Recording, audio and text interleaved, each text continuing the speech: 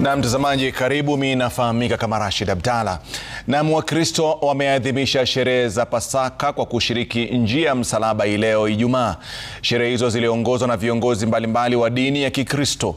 Ijumaa njema huadhimishwa kuashiria Ijumaa ya mwisho ambayo Yesu Kristo alipitia mateso mengi na kusulubiwa na kisha kufariki na kuzikwa. Siku hii huadhimishwa na Wakristo wengi ulimwenguni. Waumini humu nchini walimiminika makanisani na barabarani kwa ukumbusho wa mateso ya Yesu Kristo ambayo yametamatisha mfungo wa siku 40 za Kwaresma. Viongozi wa makanisa wamezungumza masuala yanayolizonga taifa na kuwataka viongozi kuwajibika na kutatua changamoto mbalimbali ambazo zinawakabili wananchi.